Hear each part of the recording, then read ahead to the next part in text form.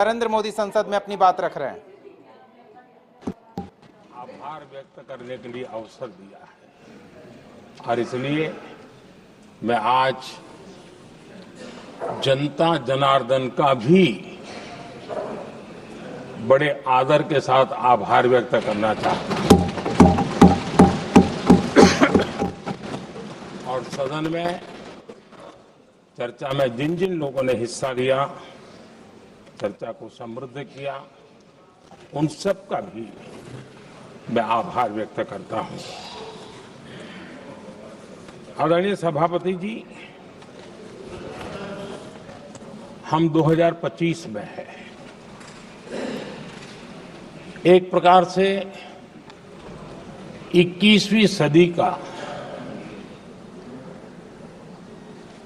25% हिस्सा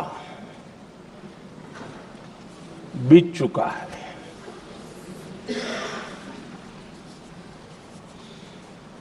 समय तय करेगा 20वीं सदी के आजादी के बाद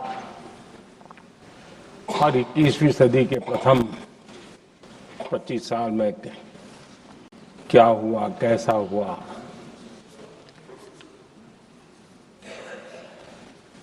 लेकिन इस राष्ट्रपति जी के संबोधन में अगर हम बारीकी इसको अध्ययन करेंगे तो ये साफ नजर आता है कि उन्होंने देश के सामने भविष्य के 25 वर्ष और विकसित भारत के लिए एक नया विश्वास जगाने वाली बात,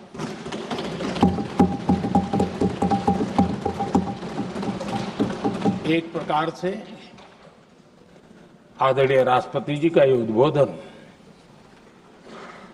विकसित भारत के संकल्प को मजबूती देने वाला है, नया विश्वास पैदा करने वाला है और जन सामान्य को प्रेरित करने वाला है। आदरणीय सभापति जी, सारे अध्ययन बार बार ये कह चुके हैं कि गत 10 वर्ष में देश की जनता ने हमें सेवा करने का मौका दिया। 25 करोड़ देशवासी गरीबी को परास्त करके गरीबी से बाहर निकले।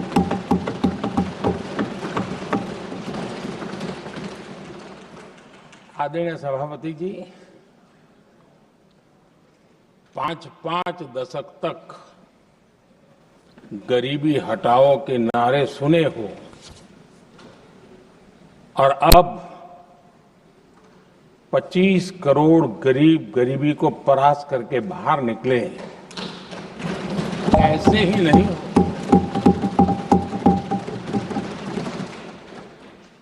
योजनाबद्ध तरीके से, समर्पित भाव से, अपनेपन की पूरी संवेदनशीलता के साथ जब गरीबों के लिए जीवन खपाते हैं ना, तब ये होता है। आदरणीय सभापति जी, जब जमीन से जुड़े लोग जमीन की सच्चाई को जानते हुए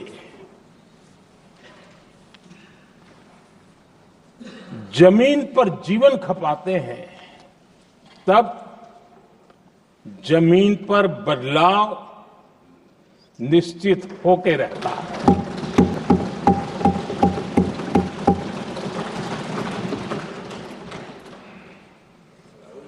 आदरणीय सभापति जी, हमने गरीब को झूठे नारे नहीं, हमने सच्चा विकास दिया।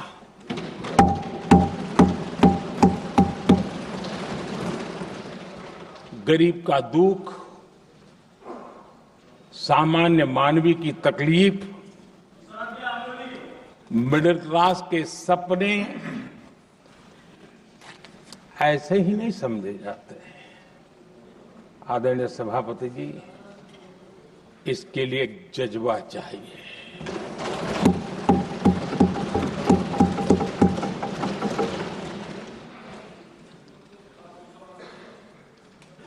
और मुझे दुख के साथ कहना है कि कुछ लोगों में ये है ही नहीं।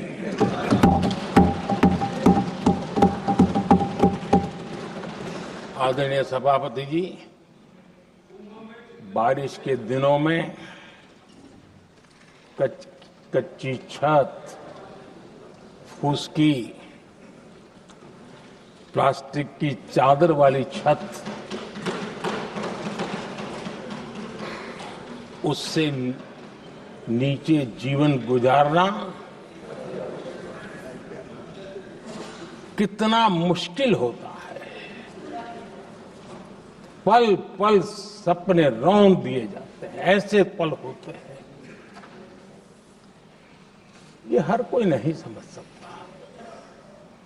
आदरणीय सभापति जी, अब तक गरीबों को 4 करोड़ घर मिले हैं।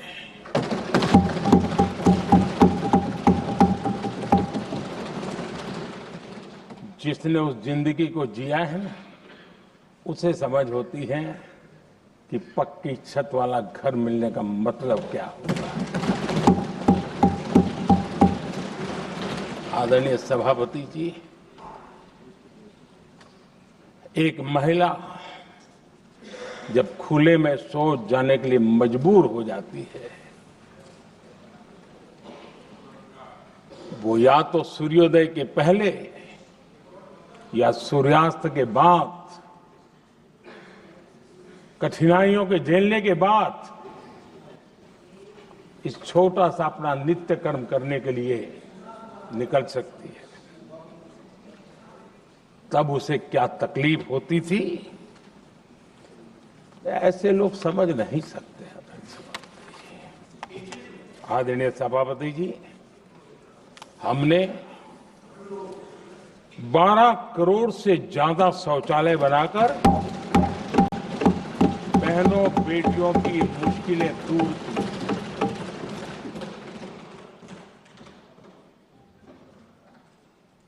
आदरणीय सभापति जी, आजकल मीडिया में ज्यादा ही चर्चा हो रही है, सोशल मीडिया में और अधिक हो रही है। कुछ नेताओं का फोकस घरों में जकूजी पर, स्टाइलिश शावर्स पर, लेकिन हमारा फोकस तो हर घर जल पहुंचाने पर है।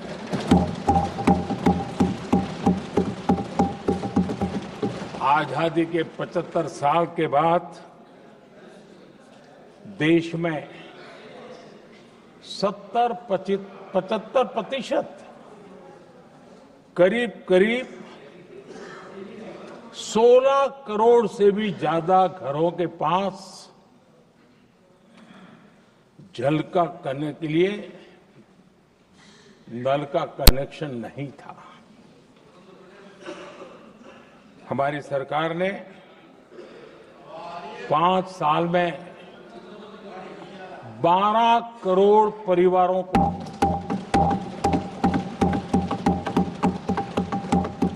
घरों में नल से जल देने का काम किया है और काम तेजी से आगे भी बढ़ रहा है।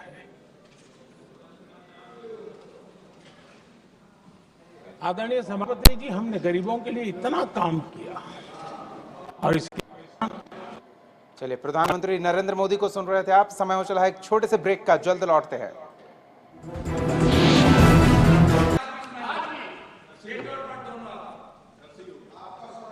जब ज्यादा बुखार चढ़ जाता है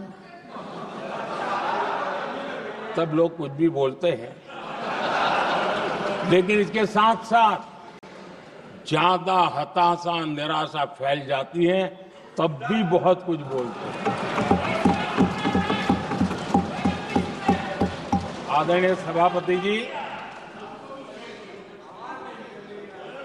जिनका जन्म नहीं हुआ था,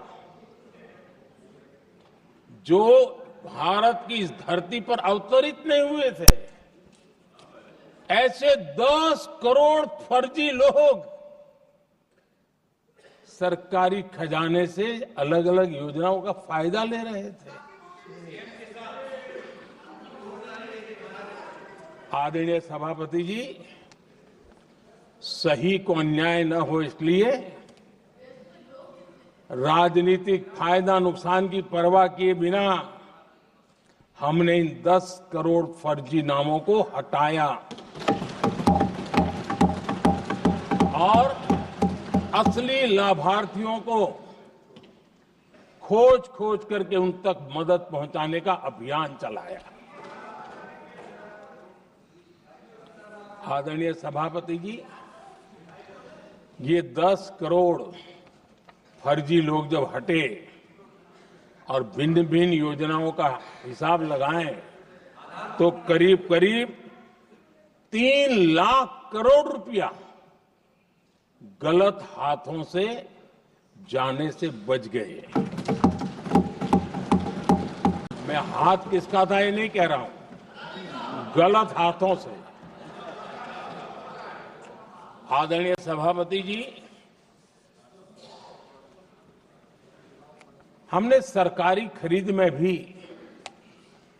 टेक्नोलॉजी का भरपूर उपयोग किया, ट्रांसपेरेंसी लाए और जेम पोर्टल, जो आज राज्य सरकारें भी उसका उपयोग कर रही है, जेम पोर्टल से जो खरीदी हुई उससे आमतौर पर जो खरीदी होती है उससे कम पैसों में खरीदी हुई और सरकार के 1,15,000 करोड़ रुपए की बचत हुई।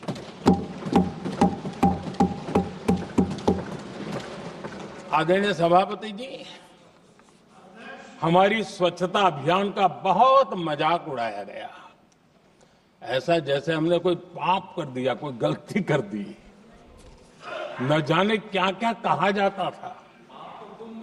लेकिन आज मुझे संतोष से कहना है कि इन सफाई के कारण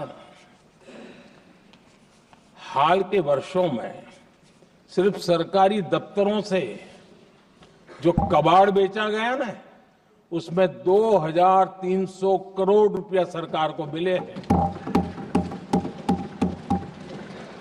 महात्मा गांधी ट्रस्टीशिप के सिद्धांत की बात करते थे।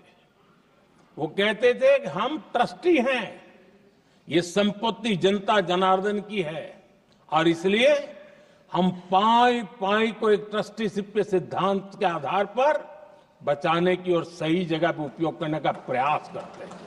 और तब जाकर के स्वच्छता अभियान से कबाड़ बेचकर 2,300 करोड़ रुपया देश की सरकार के खजाने में आ रहा है।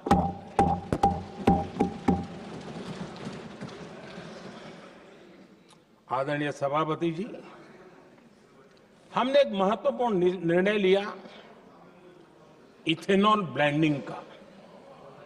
हम जानते हैं हम एनर्जी इंडिपेंडेंट नहीं है, हमें बाहर से लाना पड़ता है। जब इथेनॉल ब्लेंडिंग किया और हमारे पेट्रोल डीजल की आय कम हुई, उस एक निर्णय से 1 लाख करोड़ रुपए का फर्क पड़ा है। और ये पैसे करीब करीब 1 लाख करोड़ रुपया किसानों की जेब में गया है। आदरणीय सभापति जी, मैं बचत की तो बात कर रहा हूं, लेकिन पहले अखबारों की हेडलाइन हुआ करती थी, इतने लाख के घोटाले, इतने लाख के घोटाले, इतने लाख के घोटाले, 10 साल हो गए। ये घोटाले न कर करके, घोटाले न होने से भी देश के लाखों करोड़ रुपए बचे हैं जो जनता जनार्दन की सेवा में लगे हैं। आदरणीय सभापति जी, हमने ये जो अलग अलग कदम उठाए उससे लाखों करोड़ रुपए की बचत हुई, लेकिन उन पैसों का उपयोग हमने शीश महल बनाने के लिए नहीं किया।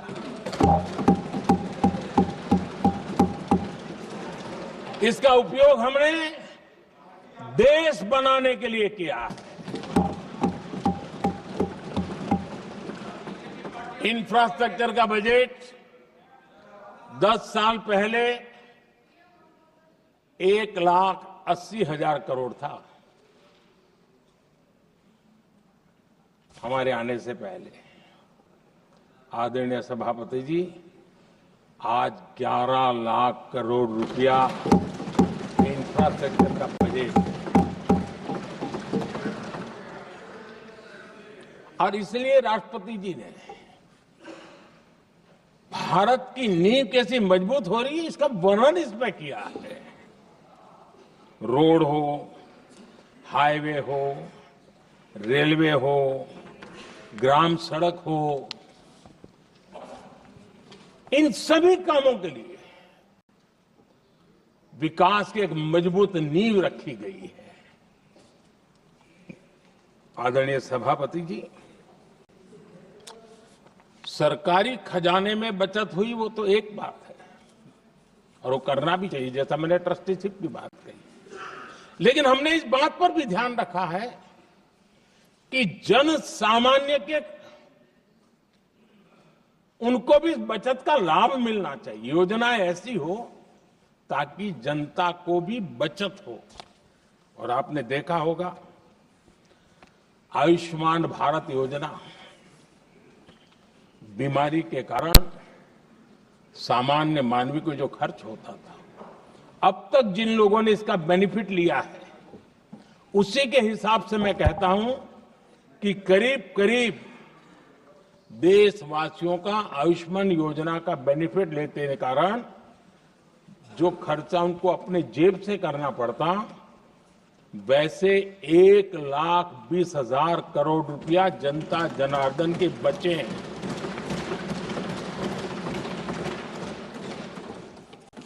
ये आवश्यक है कि अब जैसे जन औषधि केंद्र, आज मध्यम वर्ग के परिवार में 60-70 साल उम्र के परिवार के स्वजन हो तो स्वाभाविक है कोई न कोई बीमारी आ ही जाती है, दवाई का खर्चा भी होता है, दवाएं महंगी भी होती है। हमने जब से जन औषधि केंद्र खोले हैं जिसमें 80% डिस्काउंट होता है, और उसके कारण जिन परिवारों ने इन जन औषधि केंद्रों से दवाइयां ली हैं उनके करीब करीब 30,000 करोड़ रुपए दवाई को खर्चा बचा।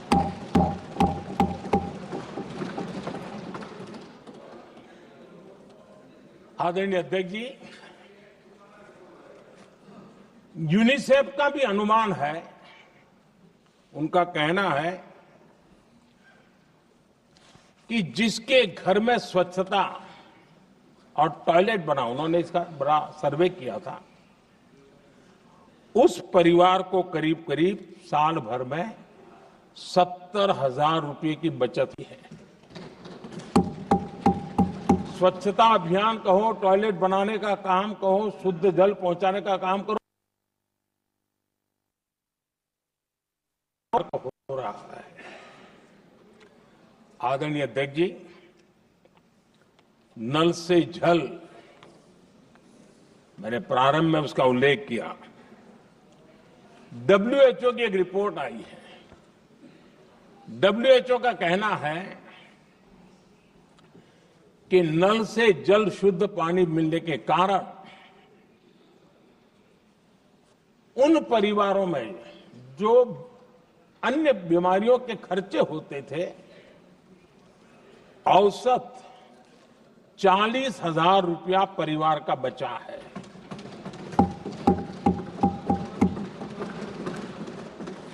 मैं ज्यादा गिन नहीं रहा हूं, लेकिन ऐसी अनेक योजना है जिन योजनाओं ने सामान्य मानवीय के खर्च में बचत की है।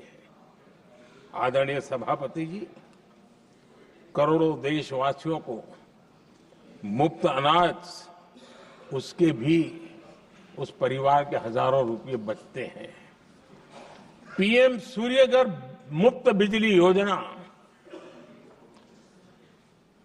जहां जहां ये योजना लागू हुई, इन परिवारों को औसतन साल भर के 25 से 30 हजार रुपये बिजली की बचत हो, पैसों में बचत हो रही है, खर्च में बचत हो रही है।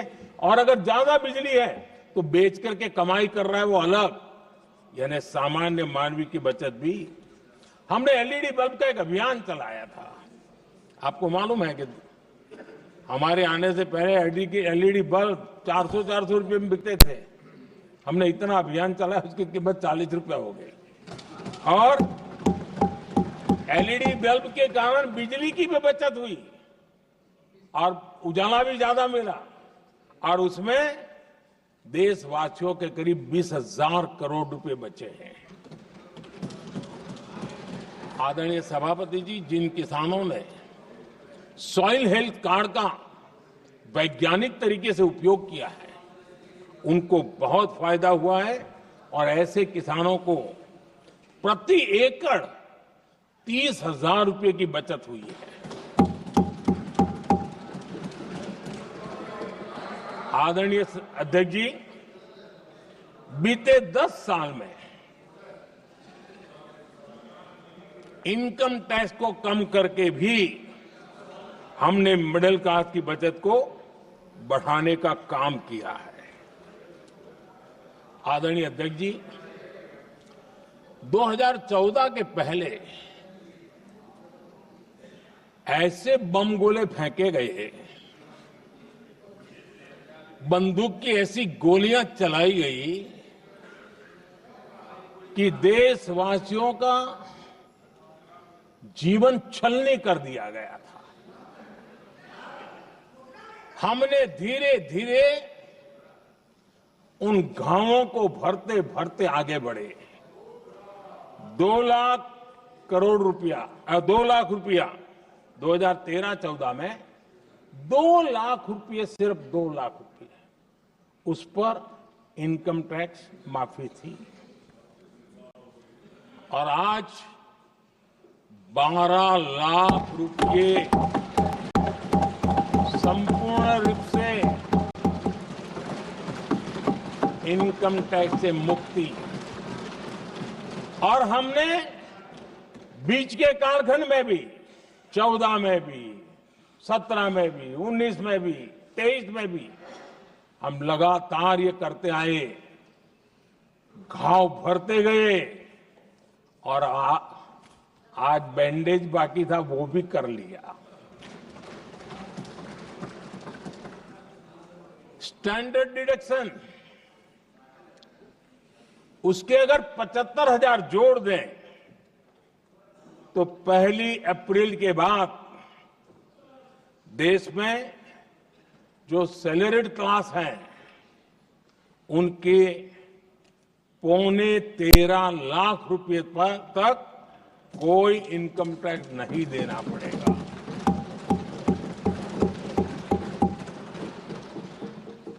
आदरणीय सभापति जी, आप जिस समय युवा मोर्चा में काम करते थे, तब एक बात आप सुनते होंगे, पढ़ते भी होंगे। एक प्रधानमंत्री आए दिन 21वीं सदी बोला करते थे। एक प्रकार से रट गया था, तकिया कलाम जैसा हो गया था, तो बोलते थे 21वीं सदी। जब इतनी बार बोला जाता था तो उस समय टाइम्स ऑफ इंडिया में आर के लक्ष्मण ने एक बड़ा शानदार कार्टून बनाया था। वो कार्टून बड़ा इंटरेस्टिंग था। उस कार्टून में एक हवाई जहाज है, एक पायलट है। अब उन्होंने पायलट क्यों पसंद किया वो तो मुझे मालूम नहीं।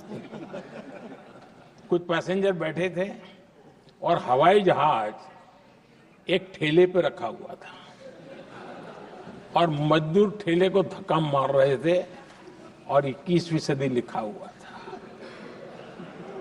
वो कार्टून उस समय तो मजाक लग रहा था, लेकिन आगे चल करके वो सच सिद्ध हो गया। आदरणीय अध्यक्ष जी,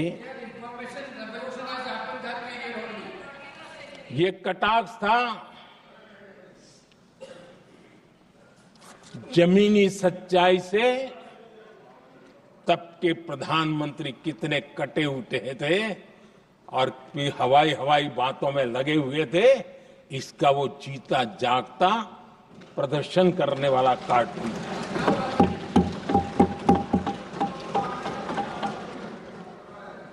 आदरणीय अध्यक्ष जी, जिन्होंने तब 21वीं सदी की बातें की थी, वो 20वीं सदी की जरूरतों को भी पूरा कर नहीं पाए थे। आदरणीय अध्यक्ष जी, आज जब मैं देखता हूं, पिछले 10 साल से सारी विषयों को बारीकी से देखने का अवसर मिला है, तो मुझे बड़ा दर्द होता है।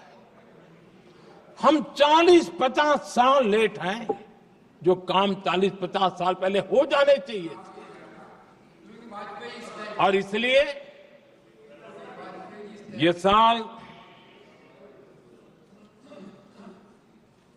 जब 2014 से देश की जनता ने हमको सेवा का अवसर दिया, हमने ज्यादा से ज्यादा युवाओं पर फोकस किया। हमें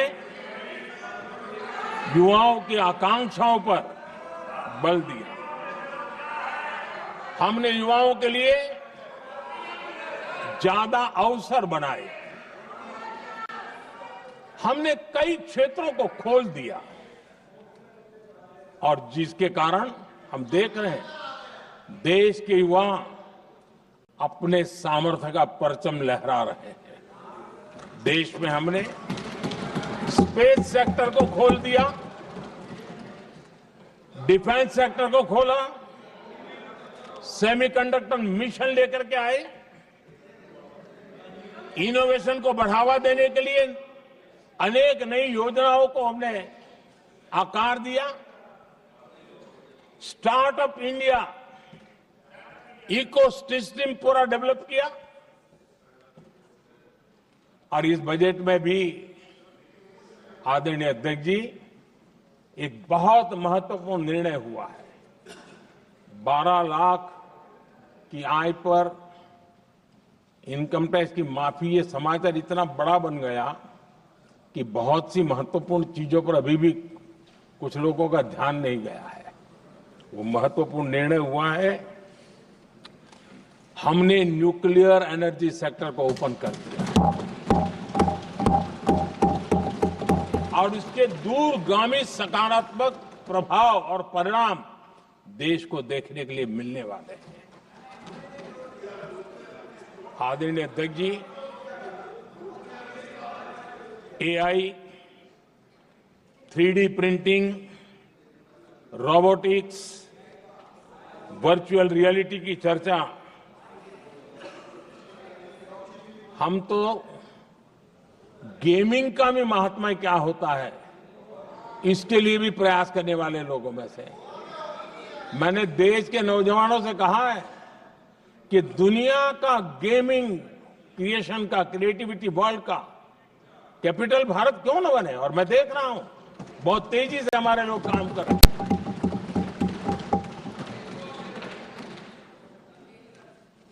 कुछ लोगों को अब जब एआई की बात होती है, कुछ लोगों को अब ये शब्द फैशन में है तो बोला जाता है लेकिन मेरे लिए सिंगल एआई नहीं है, डबल एआई। भारत की डबल ताकत है। एक एआई आर्टिफिशियल इंटेलिजेंस, दूसरा AI aspirational India.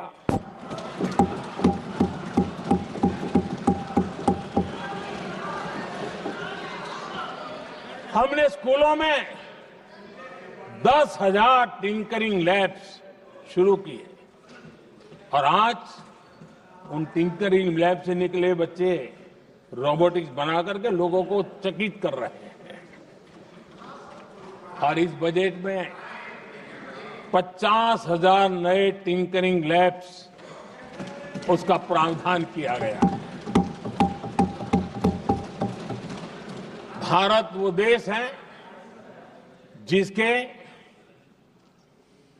India AI mission को लेकर के पूरी दुनिया बहुत आशावादी है और विश्व के एआई प्लेटफॉर्म में भारत की मौजूदगी एक महत्वपूर्ण स्थान प्राप्त कर चुकी है। आदरणीय अध्यक्ष जी, इस साल बजट में हमने डीप टेक के डोमेन को में इन्वेस्टमेंट की बात की है और डीप टेक मैं समझता हूं हमारे लिए तेज गति से आगे बढ़ने के लिए और 21वीं सदी पूरी तरह टेक्नोलॉजी ड्रिवन सेंचुरी है। ऐसे में हमारे लिए आवश्यक है कि भारत डीप टेक के क्षेत्र में बहुत तेजी से आगे बढ़े। आदरणीय अध्यक्ष जी, हम लगातार युवा भविष्य को ध्यान में रखते हुए काम कर रहे हैं, लेकिन कुछ दल हैं जो लगातार युवाओं के साथ धोखा कर रहे हैं, उन्हें धोखा दे रहे हैं। ये दल चुनाव के दरमियान ये भत्ता देंगे, वो भत्ता देंगे, वादा तो करते हैं लेकिन पूरा नहीं करते हैं। ये दल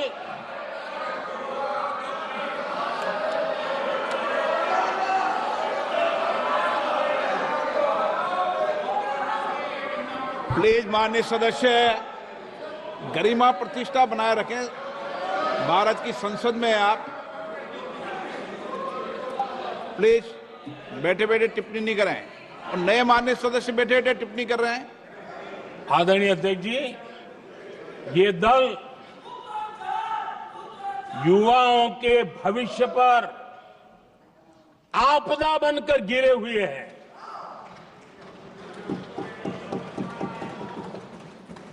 आदरणीय अध्यक्ष जी, हम कैसे काम करते हैं ये हरियाणा में अभी अभी देश ने देखा है। बिना खर्ची, बिना पर्ची नौकरी देने का वादा किया था, सरकार बनते ही नौकरी मिल गई नौजवानों को। हम जो कहते हैं उसी का परिणाम है। आदरणीय अध्यक्ष जी, हरियाणा में तीसरी बार भव्य विजय और हरियाणा में के इतिहास में तीसरी बार विजय, ये अपने आप में ऐतिहासिक घटना है। आदरणीय अध्यक्ष जी, महाराष्ट्र में भी ऐतिहासिक परिणाम, जनता जनार्दन के आशीर्वाद। महाराष्ट्र के इतिहास में सत्ता पक्ष के पास इतनी सीटें पहली बार, ये जनता जनार्दन के आशीर्वाद से हम करके आए हैं।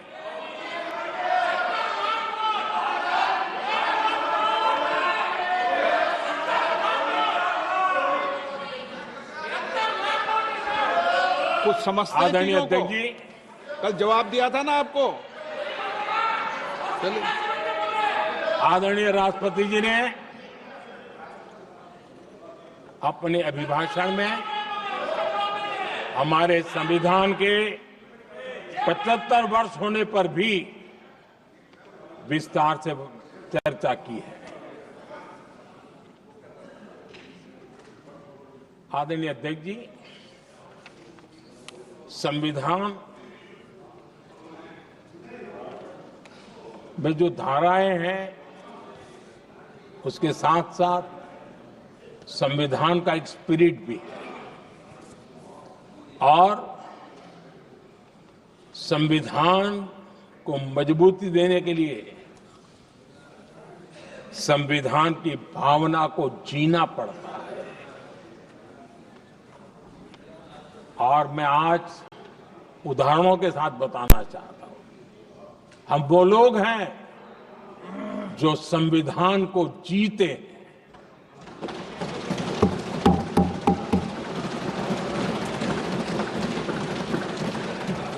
आदरणीय अध्यक्ष महोदय, हमारे यहां ये बात सही है, परंपरा है कि राष्ट्रपति जी जब उद्बोधन करते हैं तो उस सरकार के उस साल के कार्यकाल का ब्यौरा देते हैं।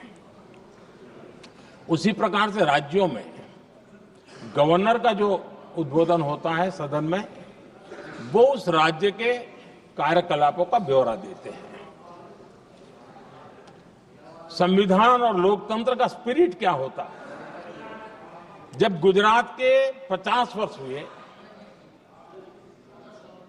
गोल्डन जुबली ईयर मना रहे थे और सद्भाग्य से मुझे उस समय मुख्यमंत्री के रूप में सेवारत था मैं, तो हमने एक महत्वपूर्ण निर्णय किया।